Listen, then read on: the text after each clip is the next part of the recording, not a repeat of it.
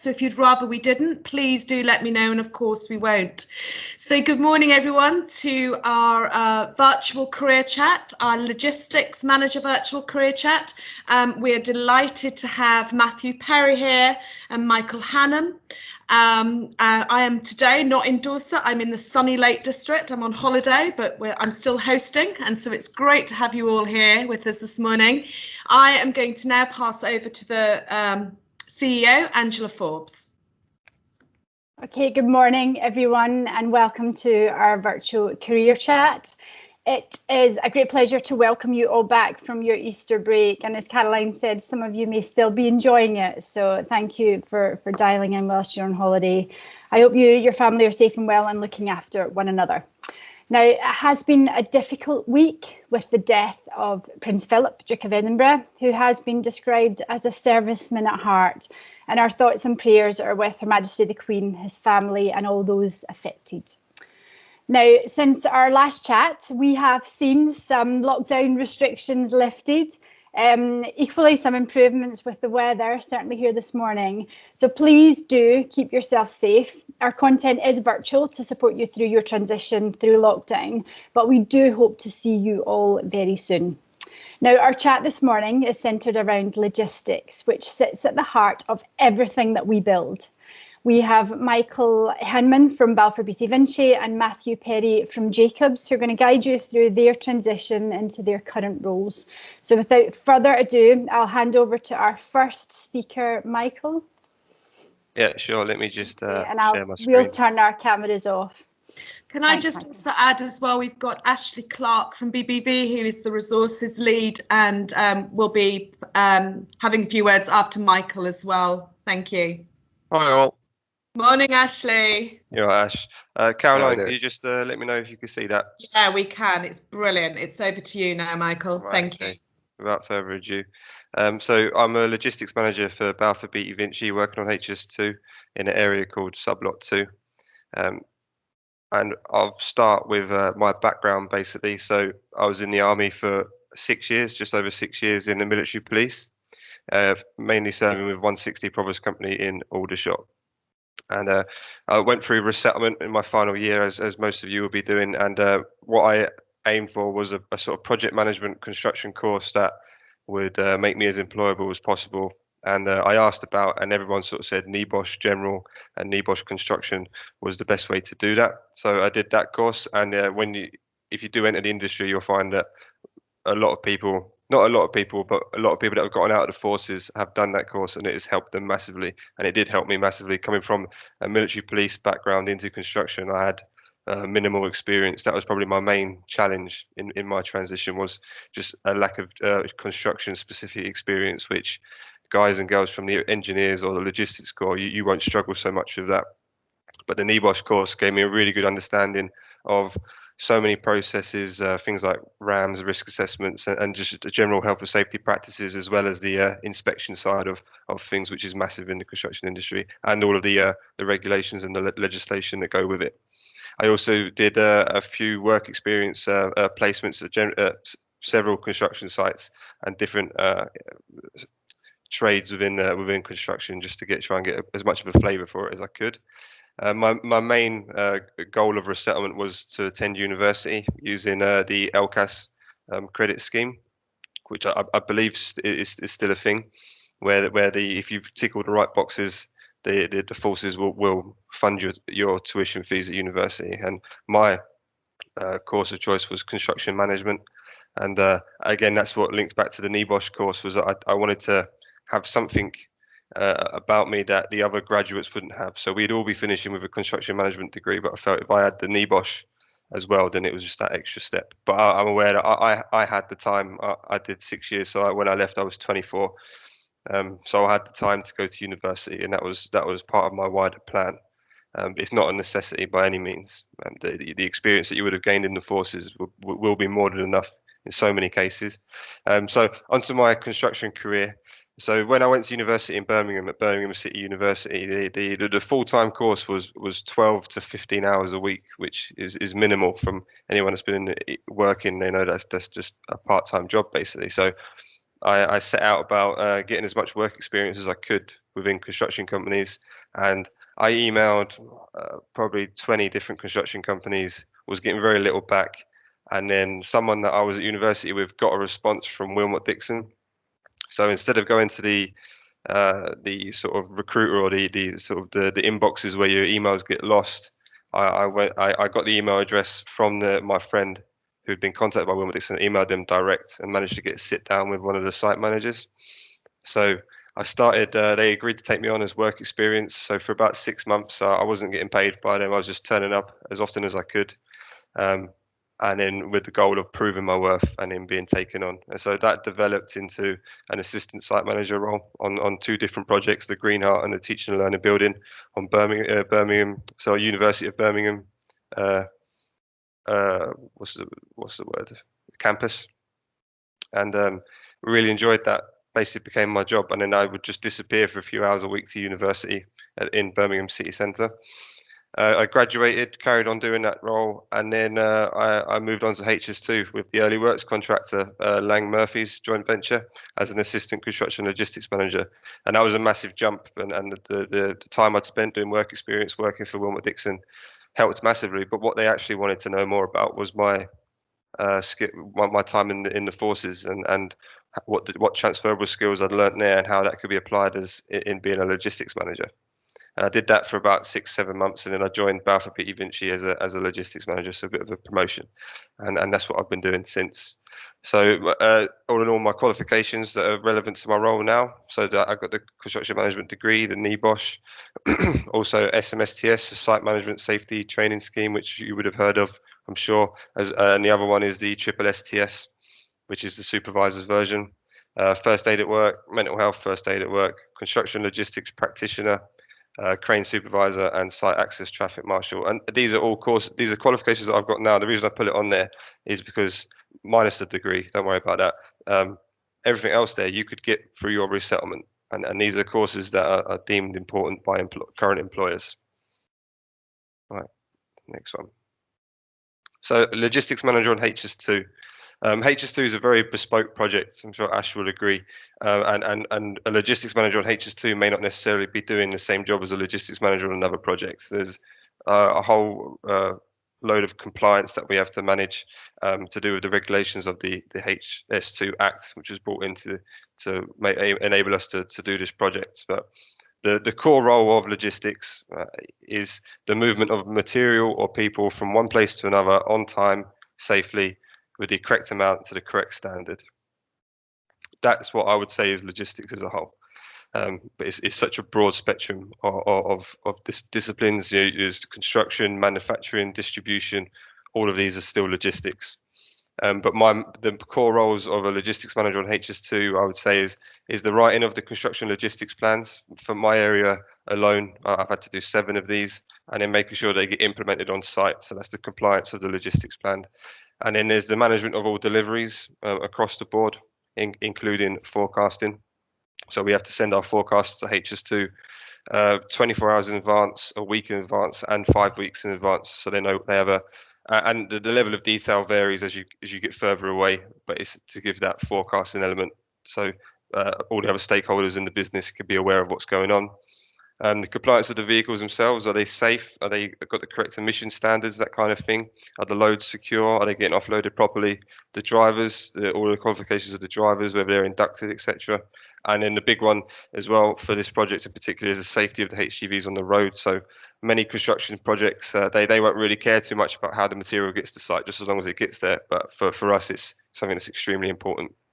And just as an example, so there's three logistics managers in my area that work together. So our project is broke down into 8 sublots. I'm sublot 2 logistics manager. A gentleman called Tom Como, sublot 1 logistics manager. He's ex-army. And then there's a core logistics manager who's a bit of an overview, and he's ex-Royal Marine. So we all have a cracking banter on site, etc., and work well together. But just an example of how different the roles are.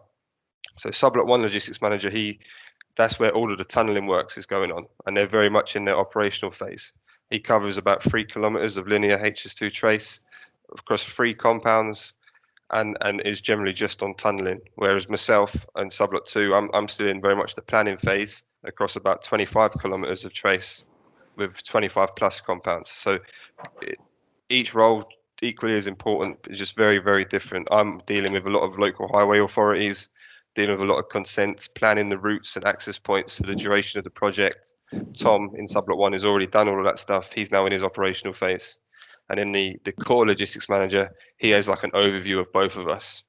And so he's our go-between. So where our sublots interface, we have to go through Matt as the core logistics manager to make sure we're still compliant in all areas, etc. He also manages all the abnormal loads, which we have quite a few of them. Manages the gate marshals as well. So tips. This is really why I wanted to be here. Was to talk to you about how if I had somebody to talk to whilst I was leaving, what would I want them to say to me, basically, because it is a very difficult part of your career and it has to be managed properly and planned properly. Otherwise, that's where people, I feel, can fall by the wayside, which we don't want to happen. So my tips, if someone could talk to me at the day that I signed off, this is what I want them to say to me. I want them to tell me to network as early as possible. Just make contact with different employers, different companies, different recruitment teams, and find out what skills that those employers have a shortage of that you would be willing to fill. Because then you've got a year to train yourself and to become that perfect candidate. You know, and at the cost of the military, they would be paying for this training, you know, as a thank you for your service, effectively. So reach out to people as early as possible, find out what they need in their business, and then prioritize your resettlement. You know, like it says there, you only get that opportunity once. In no other job will you get a year to plan how you're going to leave the forces. Some people think it's a pain that you've got to wait a whole year, but it's really a blessing. So, but prioritize it. Don't let I may upset some people there, but don't let your current bosses tell you that you're still serving in the army. Yes, you are, but at some point they're going to have to go through resettlement, and they're going to understand just how important that year is to you. So really prioritize yourself, prioritize your next career, take a step back from the army if you can, and look after yourself, basically. Have a plan and a backup plan. We all know things don't go to plan when you plan it too much, so make sure you've got a couple of different routes that you can take. Plans such as that NEBOSH course opens up so many doors. So look at, if you're looking at sort of project management roles, project management courses will allow you to have several plans, but that's what I mean, talk to different employers. Be prepared to take a step back. So if you're a staff sergeant, warrant officer 1 or 2, you know, an RSM, you may not be able to just walk into another role that's that important. You know, people aren't going to brace up to you in the workplace anymore. What I mean by be prepared to take a step back as well is that for me personally, I left.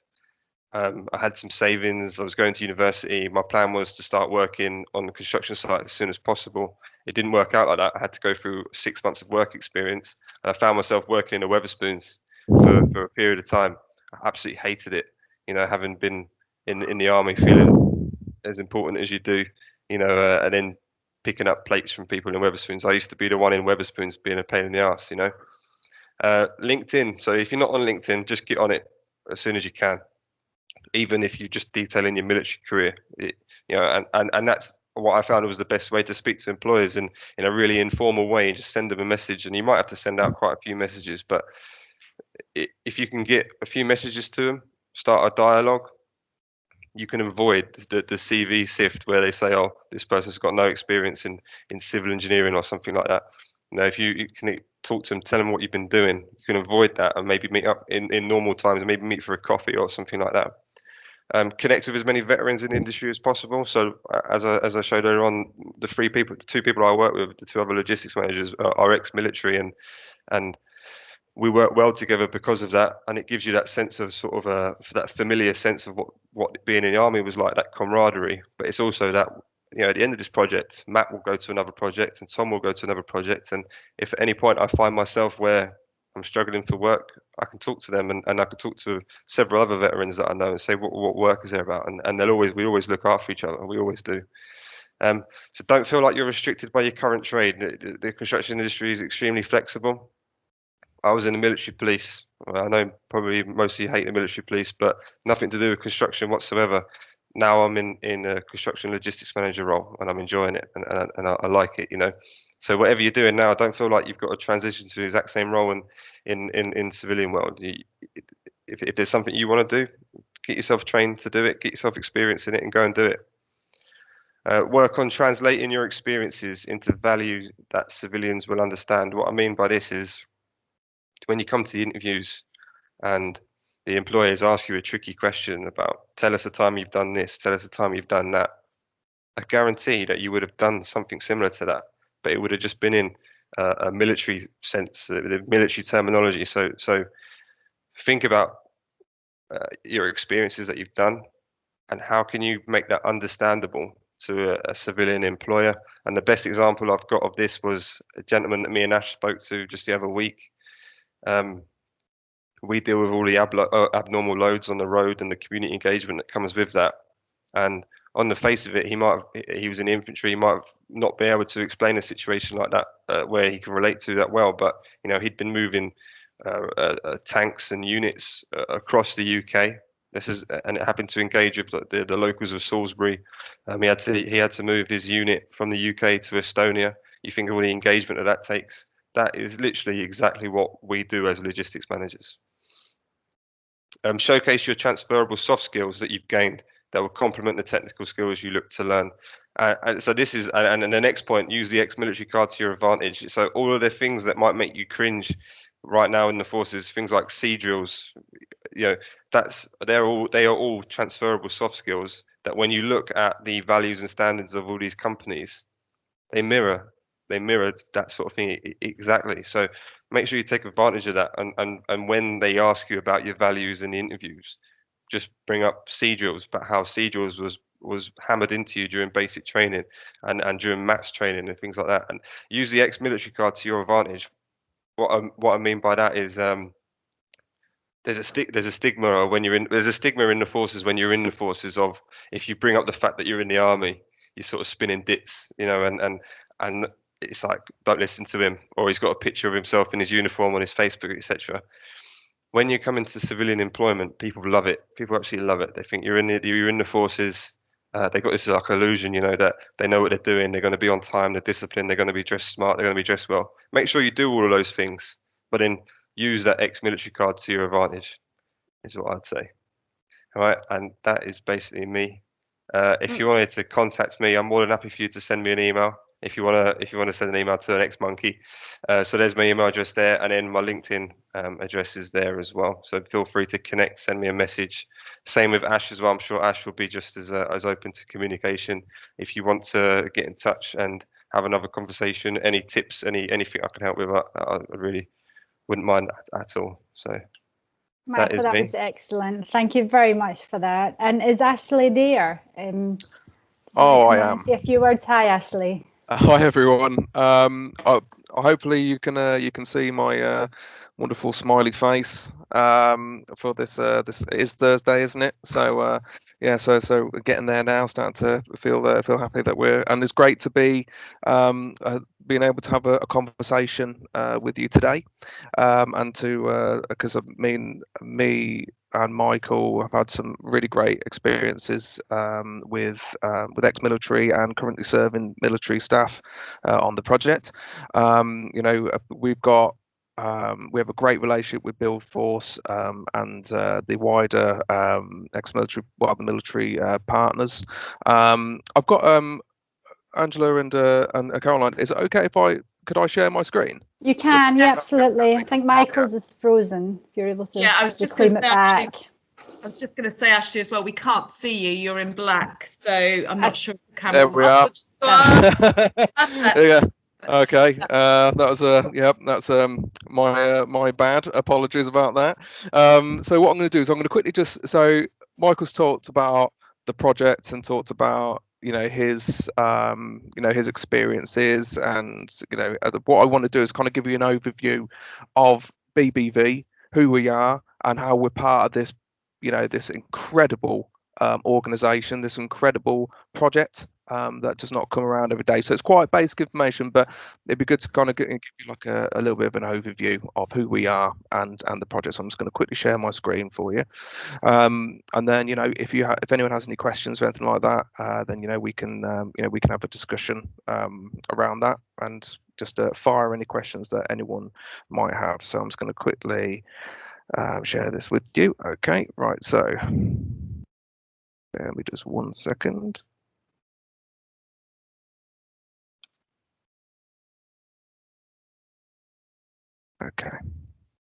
Okay, right. So Balfour Beatty Vinci.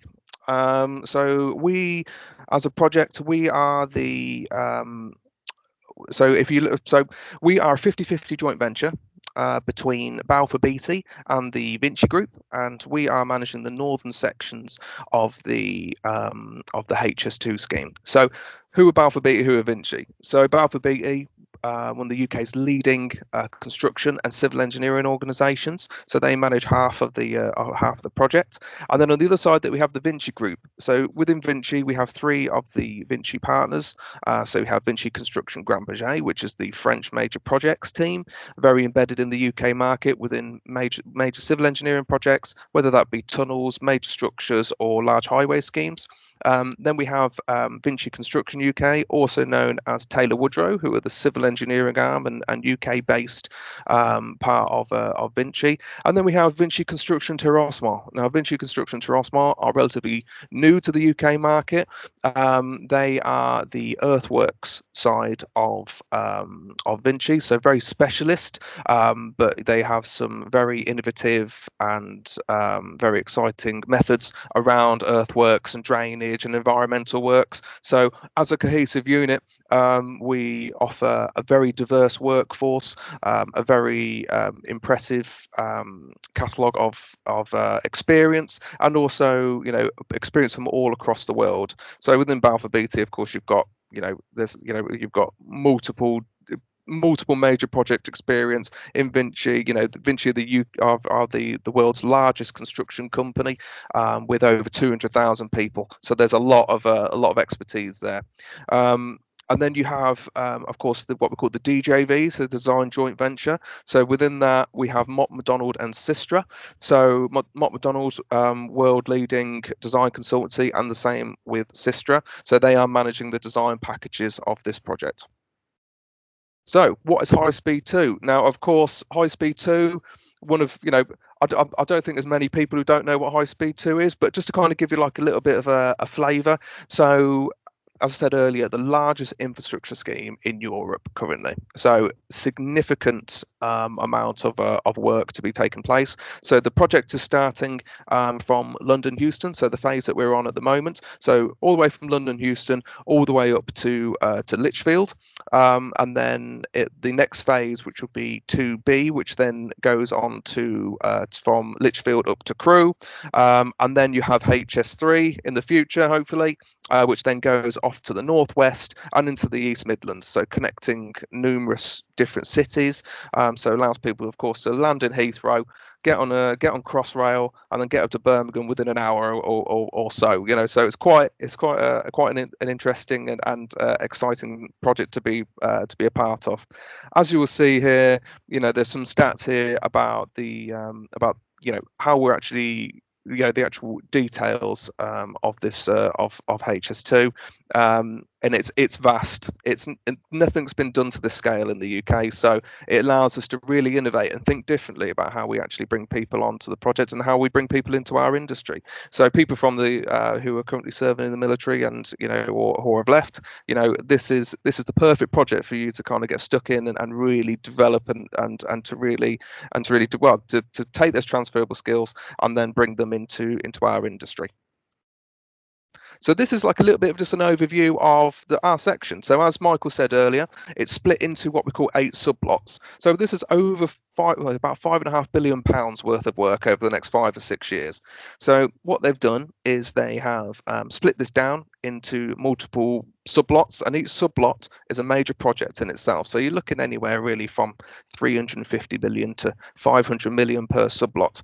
So down the bottom where it says sublot 1S, that is where the first section of work is. So that is our at Longitchton Wood, which is the first set of tunnels. So that's going to be taking place there, and then it goes all the way up, as you could say, into Birmingham, where we've got some significant structures, and then all the way up into the top of the project, which is into Lichfield and Staffordshire. So as a as a project, it's 90 kilometres worth of work over 5-6 years in value and in duration, and you're looking at about £5.5 billion worth of work. So that doesn't pop up in the Midlands that often. Due to the vastness of it, what they've done as well, they've kind of split it down into, you could say, disciplines or sections outside of the sublots. So we have the tunnel sections. So we have 2 tunnel sections. So one at sublot 1, which is at Longitchton Wood, both twin bore tunnels. So that's a twin bore tunnels. We're using earth pressure balanced tunnel boring machines. What happens is the tunnel boring machines being constructed at the moment. In the summer, what will happen is the drive will go through the Longitchton Wood tunnel. They'll then take that back out, refurb it, and put it back through, and then they will move that onto the Bronfer section, which, if you can see in towards Birmingham, there's like a pink kind of line. So there is going to be the Bronfer Tunnel, which is the larger of the 2 tunnels and a bit more complex, as you can imagine, because that tunnel is going to be bored underneath the M6, so under the Spaghetti Junction area.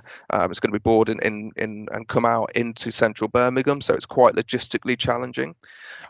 And then we have major structures. So we have some significant structures on this project. A lot of them are, well, one of the larger structures you've got there what called like the spur and the delta. And if you look at those areas, we are, due to the size of them, the complexity of them, we're using precast segments to construct these viaducts in place. But also, of course, we will be launching bridge decks and that kind of thing, again in some logistically challenging areas. So we're going to be putting bridges over the top of the M6 and the M42 and the A45, and so it's quite, as you can imagine, quite challenging. And then we have the mainline work, so the actual creation of the mainline, so significant earthworks, drainage, new highways, environmental works. There is a lot of works around utilities and utilities diversions. There's a lot of works around consent, so getting consent to actually do the construction, and to have the right permits in place. So it's those are quite diverse in themselves, and each project, each section, each sublot is very they're not all the same. If you go up to, if you look at sublot 5 South, which is in the Coleshill area of Birmingham, in that area alone, it's quite, it's not the largest, but if you look at the complexity of how in that area we have the M6, the M42, the A45, going into the where the new Birmingham interchange station would be, it's complex in comparison to where other areas where it's a lot of the projects, you could say, are in the middle of nowhere, due to the because they're in the middle of fields and cutting through a lot of green in there, but of course there's going to be large structures put in place over existing roads. There's going to be a lot of road closures, going to be over existing West Coast main line. So it's complex in so many different ways. So it allows us to really think outside the box about how we're actually going to get people onto the project and how we're going to develop the actual industry. So it's a great opportunity, not just for people who've been in the industry for 20-30 years, for people who are coming into the industry to actually think differently and ask, well, why haven't we done it this way before? This kind of gives you a bit of a flavour of all the stations it's going to connect to, really. It's as a line, it's going to allow people to get from London to Birmingham in a super quick time, but then allow us to then move on to onto other sites, so people will be able to get to Manchester within an hour and a half or around that time, and then once the next phases open up, then we're going to have some significant there's going to be significant less time to get to other sections of the UK. And this kind of gives you like a potential, so the idea of what HS2 is bringing to the communities that we're working in. So, this is just, this is potential new jobs outside of HS2 as well, so this is what, so in the East Midlands, this is what, so 74,000 jobs are going to be created, potential jobs are going to be created off the back of HS2 launching. In Curzon Street in central Birmingham, 36,000 jobs are going to be created there, 16,000 in Birmingham Interchange. If we take Birmingham Interchange into example, which is the Midlands, where similar to where the NEC kind of area is, off the back of this, there's a regeneration project to create pretty much a whole new town off the back of that. If we look at Old Oak Common, in Old Oak Common, there's about £4 billion worth of regeneration outside of the actual station build. So, it shows you the impact that this line is having to the communities that we work in, and the positive impact it's having to that. And it allows people to, for us to support the communities that we're working in, and gives people the opportunity to develop. And this is one thing I always want to touch upon, because safety is a big part of what we do. It's one of our, it's at the top of our values. We want people going home at night. We want people, we want people to come to work and work in a safe environment. We've learned to and we've developed the way that we work within the current climate around COVID. So safety is at the top of our agenda, and as an industry, we safety is always going to be up there, but as a project, and as a whole project as HS2, we're that is at the forefront of everything we do. We want to make sure that you come to work and you're working in a safe environment, and that that we are there to support you with and to listen to anything if you feel that something isn't correct. So I just wanted to put something there. So I don't know whether you wanted to ask any questions now, or Caroline, Angela, if you'd like to ask, wait till the end, whatever suits. Hi, Ashley. Listen, thank you. The detail of that was incredible. Thank you so much. It's an incredible project. Could we hold for questions to the end? Do you mind? And we'll ask Matthew Perry if he's able to join us. I've actually got questions, Ashley, so I'll hold them until the end. But I'll ask Matthew if he's able to turn his screen on. And join us. Most certainly. Good morning. Good morning all. Hi, Matthew, we can see you. Okay, we'll turn our camera off. Thank you, Matthew. Thank you. So good morning all. Matthew Perry, former Royal Engineers with 24 years service. During that time, I served with air assault units, air support units, and armoured units from the locations like Waterbeach, Woodbridge, and out to Germany. And as part of that career, it spanned many different areas, many different parts of the world. But the key note to all of that, and to take away from all of that, was that logistics was at the key, or the centre of all of it. Nothing moved without the logistics piece. And my career developed through logistics, from being within an SQMS department to start with, through into a quartermaster's department, logistics itself, and construction and engineering logistics, which then moved on into some quite major projects, the builds of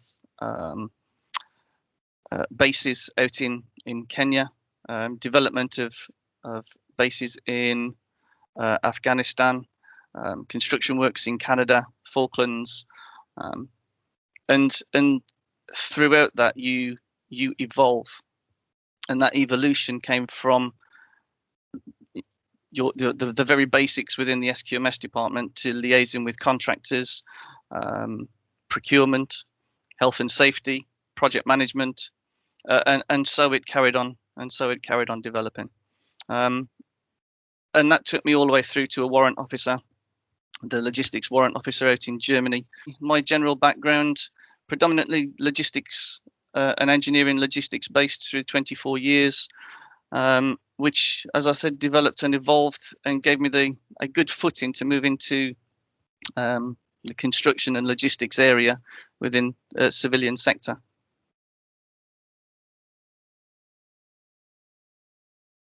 Hopefully you will now be able to see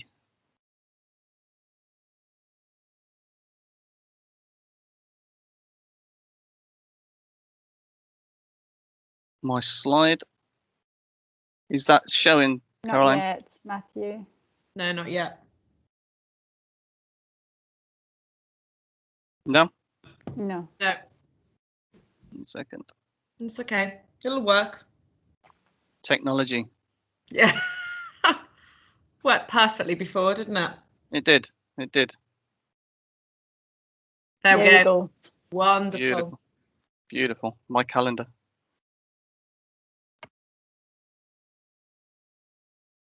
Hopefully you have the Jacobs slide on the screen now. Okay, so I came out of the military on the 7th of January 2020, just before COVID made its major announcement onto the high street.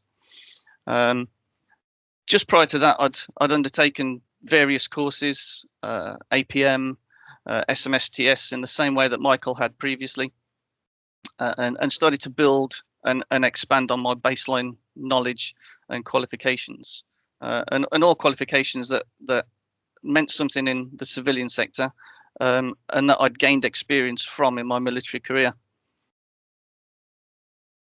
I went to a Build Force event, and I'm part of that Build Force event, which was fantastically run by Caroline. There were a number of people there, and it was Jacobs that caught my attention.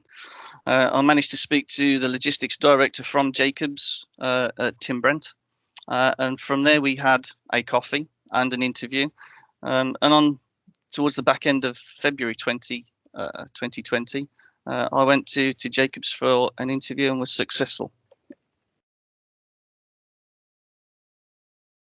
Jacobs, 55,000 people employed worldwide, with projects that link to NASA, that link to oil and gas generation, that tie in with all the major infrastructure projects that are going on throughout the world.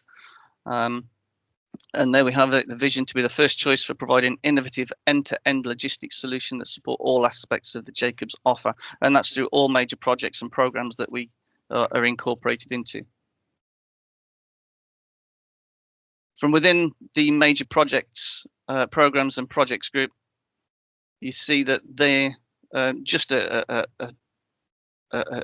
very short overview of who we're dealing with. High Speed 2, Phase 1, we have 7 members of the logistics team that are employed on there. LTC, there are 2 of us that are currently involved on the Lower Thames Crossing technical team. With that moving to the integration partner later in the year, we have 4 people to 5 people working on the Palace of Westminster, 3 on Thames Tideway, another 1 on High Speed 2 Phase 2, that being the phase that was mentioned earlier from Lichfield to Crewe, and the Strategic Pipeline Alliance, which is an Anglia water project that runs from Hull all the way down to East Anglia. Again, other projects, and this is to give you an overview from the Palace of Westminster, Dublin Framework, Queensland, goods and service models in Australia. We have Sizewell C, construction logistics, SPA as mentioned earlier, and Lower Thames Crossing, Lily Bridge in London, USVF, so the United States Visiting Forces, so predominantly the likes of Mildenhall, Lakenheath, Brandon, New Jersey statewide management plan, Sun Cable, which is about to be the largest solar array in the world, providing I think it's 80 to 90% of the power to northwest or northeast Australia, and an underwater cable that then links out to Singapore to provide 15% of their renewable power. Adria Ports in Hungary, New York logistics project. So you can see by coming on board with Jacobs, these are the sort of projects and major projects and programs that we're undertaking worldwide, and the type of availability of works that are out there. I actually went onto the Jacobs website this morning at jacobs.com, with a tab that's showing on the top there for careers and career availability. And there's a number of jobs that are on there, ranging from Honolulu out to the Middle East, and all the way across into Australia, with quite a few still showing for the UK, for Germany, and for Poland.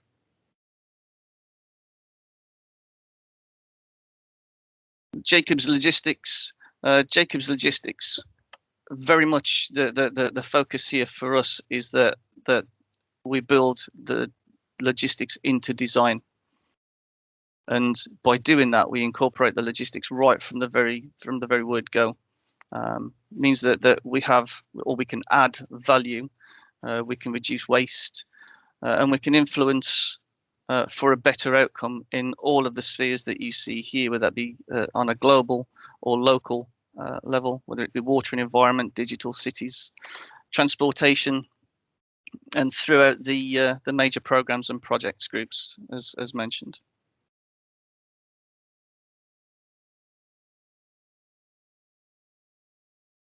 As part of me working for Jacobs, I was with Jacobs for a couple of weeks at their head office in London before moving across onto the Lower Thames Crossing project.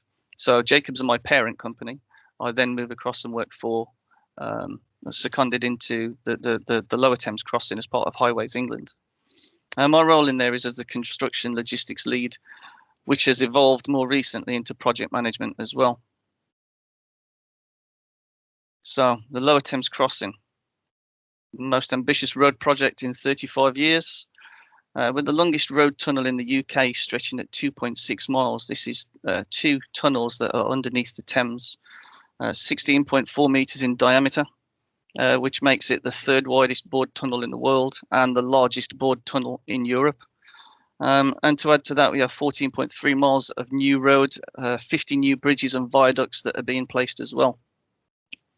On top of that, there will be ecological mitigation areas, ponds, reservoirs, culverting, you name it, it's involved here, and all has to be taken into account. And this will stretch from the M2 heading between Dartford and down towards the Chatham sort of area, all the way through underneath the Thames, through Tilbury, linking up across the A13 with another major junction there, the A127, and eventually onto the M25. The cut-in that we're taking at the M25 is 1 million meters cube of soil, and in total we're looking at moving 13 million cubic meters of soil. To put those tunnels into context, 16.4 meters for our tunnel, and we've got 2. The Dartford crossing is only 8.6 meters in diameter, with ours being 16.4, and to the dimensions of 4 double-decker buses. So what do we look for? Lower Thames Crossing are going to employ just under 3,000 people directly onto the scheme, with another 20 to 30,000 people employed indirectly in support of the scheme. For Lower Thames Crossing, we're looking for good communication skills, leadership skills, enthusiasm, a passion to do the right thing and get the job done, teamwork, ambition, and innovative ideas. And I thought this was from a previous slide deck. I thought this was useful to put in here, because this is what the military bring to the table.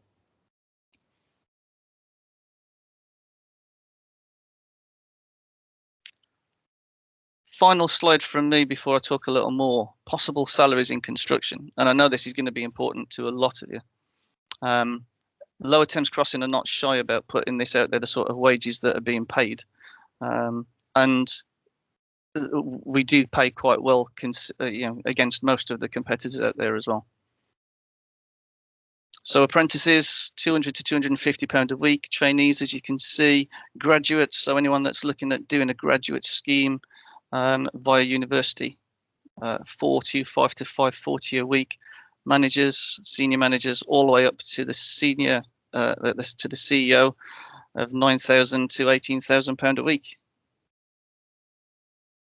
I'll just leave that up there a second in case anyone wants to take a snapshot of it, so they can figure out how much they're going to be looking to ask in future.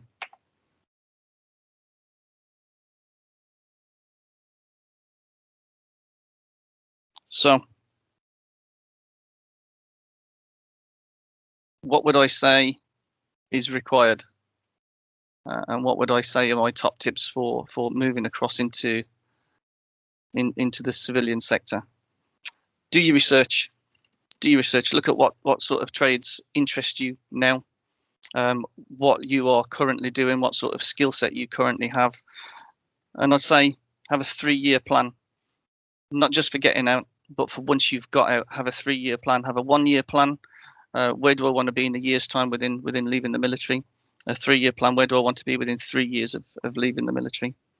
And the part of the difference between moving into the civilian sector is that you determine your career. There is no preset cadre on the horizon or courses that you then need to complete for your next career progression in that same manner. So you determine your career. Do you want to sit at the level that you've come in on? Are you happy at that, or do you want to progress? No one's going to push you along with that. That's your choice. That's your choice to make. Network, as Michael said earlier, LinkedIn is a fantastic tool. Buildforce, again, a fantastic. Liaise through Caroline and through Buildforce. That really helped me out. It was Buildforce that set that ball moving for me and initiated those first meetings. Professional body awards. Take the opportunity while you're in. As a Royal Engineer, we have RECPD, which is based out of Chatham. And they have the ability there that you can take your skills and gain civilian recognised qualifications against the skills that you've earned in your career. I know the REME do something very similar. I'm not sure about other corps, but it's well worth asking those questions. Qualifications, NEBOSH, most definitely. Risk management, APM, SMSTS, the constructions logistics practitioner through clocks, are all courses that I would say to take a serious look at. This week alone, coming on as a construction logistics lead and construction logistics manager, I've been involved with risk management meetings, AutoCAD and drawings, local authority engagement, so with the local councils, materials handling plans that are then moving forward in support of the development consent order, which will go to the Secretary of State to be signed off, and contractor engagement. And as I said earlier, my role from construction logistics has evolved into project management, and there will be that evolution, and there are all those options to move across. So the broad spectrum of qualifications, the NEBOSH, you will use within this environment, even if you're not health and safety technically working under that job title, you will have an involvement with it, and that overarching sphere is there, that your APM, the risk management, and the health and safety tie in to many areas across the major projects.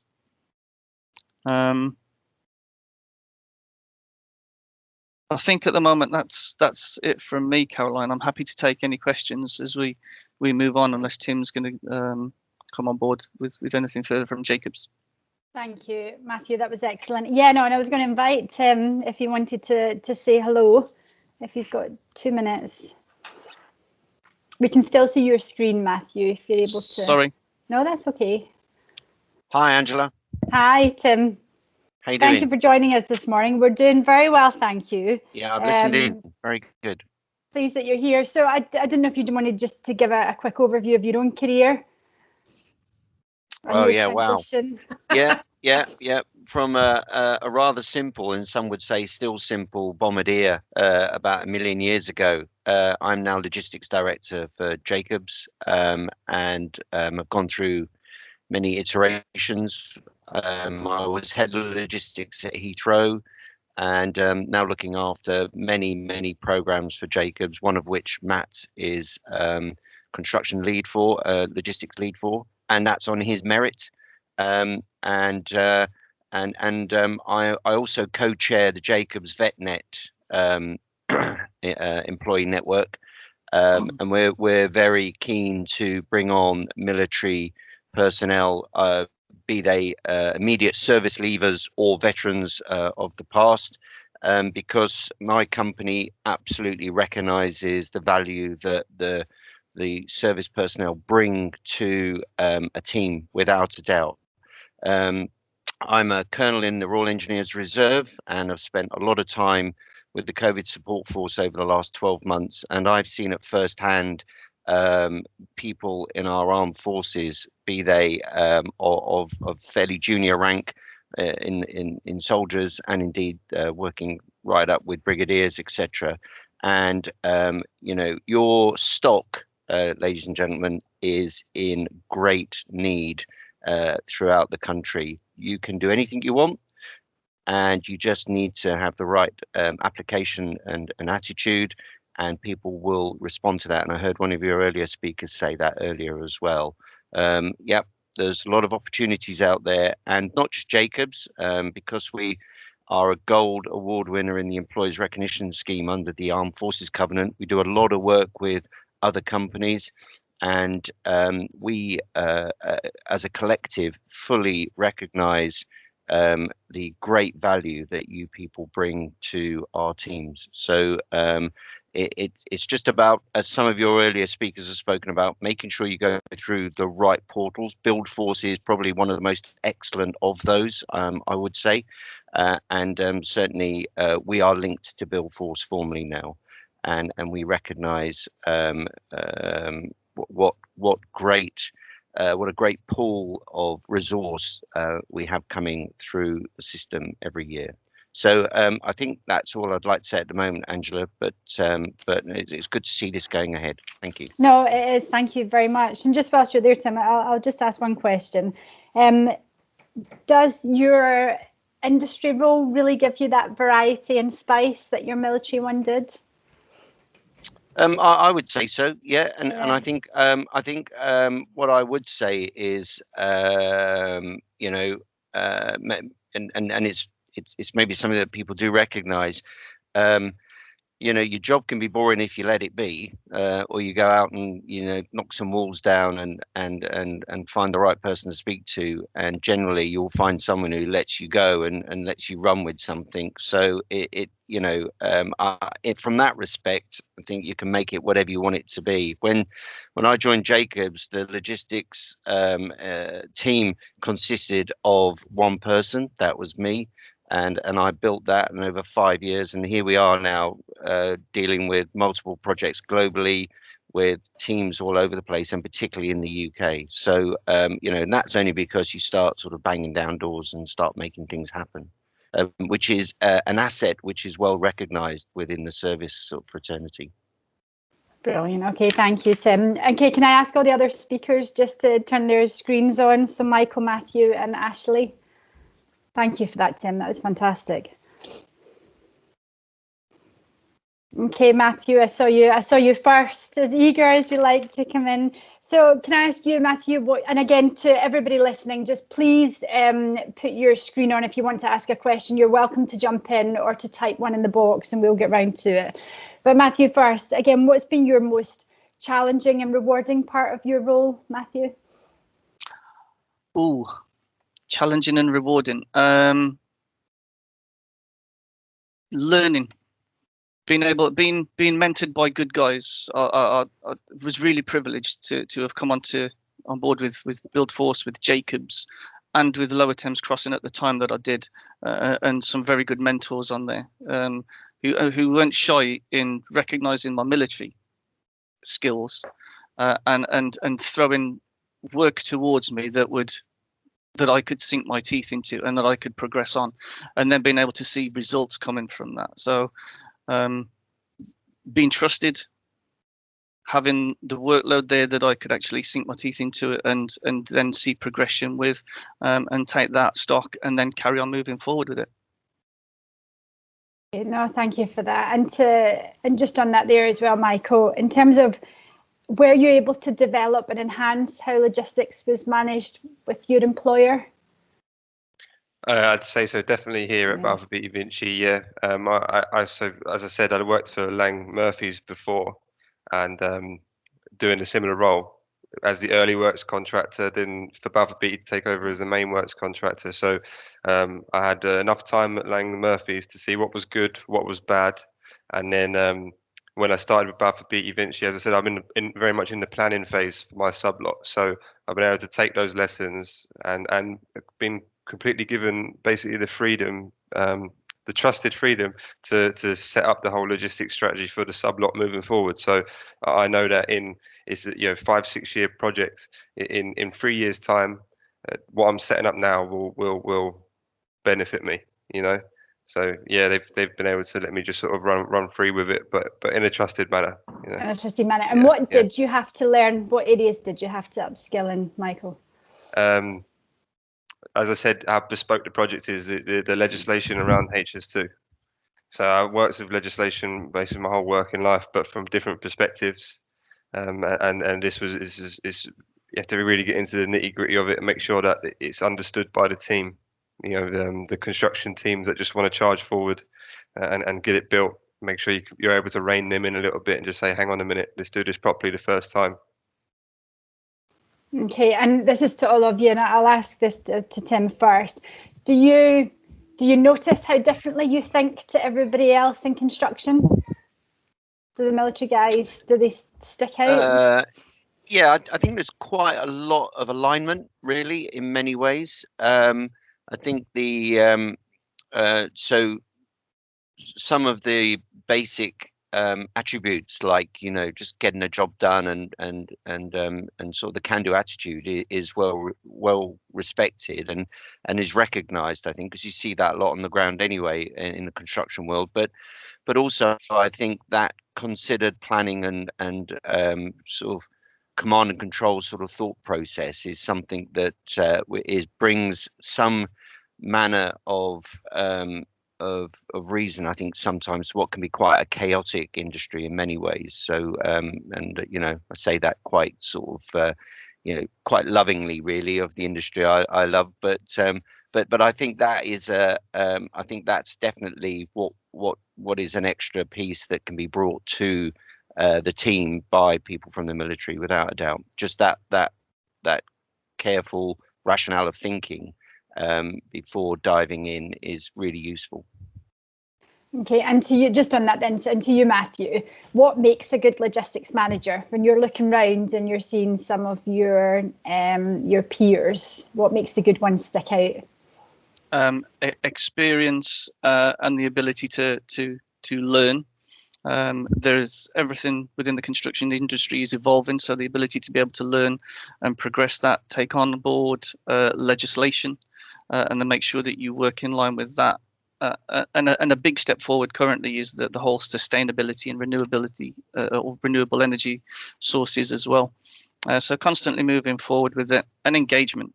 The military guys, I think, are generally very good. That if there is something there on the horizon, or if there's an issue immediately, that you're willing to go and engage and speak to people and get the right answers, rather than just listen to something, not fully understand it. So being prepared to ask those questions. Okay, no, very good point. And to Ashley, probably the most loved person on the call. So Mr. Recruiter, are there roles currently available within Balfour Beatty Vinci? We obviously know HS2 are recruiting, and our military top of that list. 100%. The great thing is that from the armed forces community, your transferable skills are an incredibly easy sell to the organisation and to the industry. Of course, there's still a bit of education to current line managers about where those transferable skills lie, but from a Balfour Beatty Vinci perspective and the other joint venture partners along HS2 and HS2 the client themselves, they completely bought into where those transferable skills lie. In regards to roles, we have 1,000 people on the project. We need to recruit another 1,000. So I do believe that there are roles available, and also to add to that, we could look at we're totally open to placements as well. If you're interested in a placement, for a couple of weeks working on one of the sections, just let us know. And we're totally open to that. So we have roles, we have the opportunity for placements, but if you're just looking for advice as well, you can also just give me a call. It's no problem. And again, just on that, for anybody that is looking for a role in HS2, if you register with Caroline, she'll guide you through that process. So we're Buildforce are the military partner over on HS2.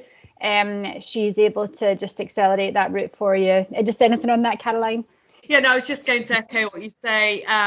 We're working with all the JVs on HS2. Ash is very supportive. We're very keen to get some placements going. We've got a few happening in June in different areas. So absolutely. And also mentoring is very key. So we can connect you to mentors with BBV and Jacobs and our other alliance partners. Yeah. Okay, thank you, Caroline. So a couple of questions, it's more kind of survival techniques or any advice that you can give. So if you've got a military candidate that's in an interview and the interview just feels that bit flat, or the employer's just not quite getting the value that service leaver or veteran's going to bring, it's as if they're almost focusing on what they've not got rather than what they have. Do you have any advice, anybody, for that candidate? How do you recover that situation? What should you talk about? Michael, that was a big breath you took there. Are you ready? It's a tough question. I suppose it would depend entirely on what sort of questions the interviewer is asking, and obviously you're not going to get any sight of those questions beforehand. But I would, before going into the interview, I'd make sure that I had examples of, the first thing, research the company, find out their values and their standards, right? And then I'd list them out, and I would think of examples in your military career that you can relate to each one of those, and then look at the legislation that would be involved with the role. So Health and Safety at Work Act is going to be a big one, CDM regulations, that sort of thing. And then again, think of examples where you've had to implement stuff like that.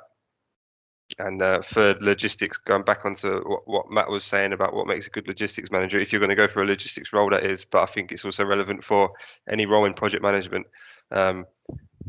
Make sure you have examples and display how you've briefed up to team members, so up to sort of director level, manager level, or warrant officer, any sort of officers, and also how you can brief down to the lower ranks. And that in the real world, in the civilian world, that's for like your gate man, your labourers, the workforce on site, and then external stakeholders, so the community, and then so you've got that full spectrum of being able to all the different hats that you could put on at any different time, and if you can link all those together, then you should be able to try and maybe get through the tough questions in interviews. And that's a really good point, Michael, that agility that you have, and the fact that and it goes back to the question that I asked him, you do tasks for periods of time and then you'll completely turn your hand to something completely different. So your ability to upskill and learn very quickly and still be able to lead and manage in that space. Yeah. I think that's probably what's so incredibly unique about the Armed Forces, and that needs to be a key selling point in any interview. Matthew, do you have any advice as well in that? Value. Yeah. Value. Before I came out, I went back through the projects that I'd been involved with militarily and looked at financial value, because within the construction industry, that will play into a good part of your interview as well. If you can say that you've exported £1 million worth of assets or commodities, or imported, or where you've had to procure these items in various countries or at various stages of your career, the number of people that you've actually managed or had to report to, the documentation that you've done, but the value to it. And it's not always monetary value, but it's a value overall, so that instead of us talking in a military language, you can actually try and put that back across, that any employer who maybe hasn't engaged with the military as often will start to understand. Okay, no, absolutely. And Tim, in the interviews that you've done then, the civil logistics managers and the military logistics managers, do you see that difference between them? Yeah, I do. I do think, we just put a team together, a fairly high-powered team on HS2 working for the client, and I was very keen to have a very mixed bag of people there, and we've done that.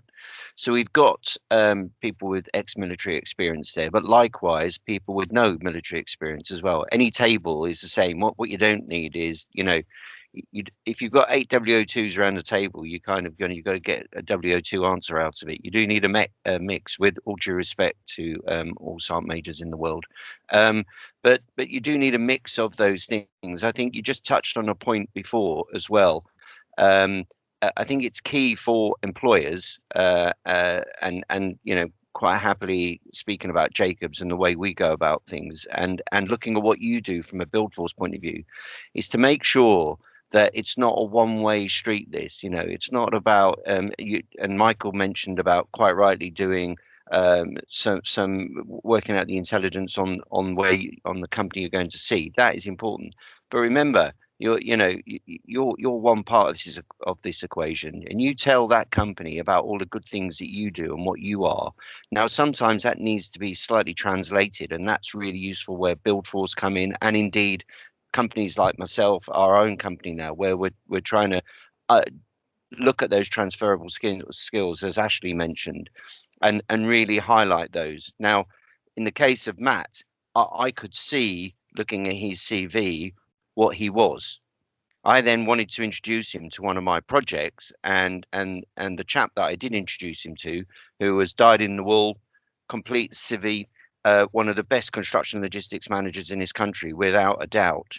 And then I said, and he wasn't quite sure about the CV to begin with. And I said, well, why don't you just give us an hour, and why don't you talk us through the project? And then Matt can ask a few questions. Now, for that guy to turn around about 2 days later and say, that CV, I've had another thought about it. You think, there you go. And that was about that. That's not because I convinced anyone. Matt's the same person. It was just about understanding those transferable skills.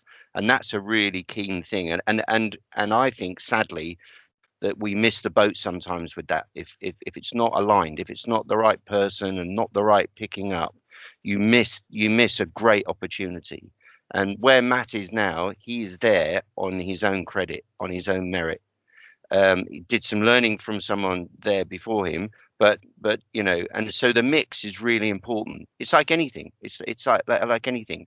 I've spent so much time working with the NHS and the MOD in the last few months, in the last 12 months, and you do need 4 corners of a table. You do need that. But it's really, really good to see. So I think that's a really key part about translating that skill set.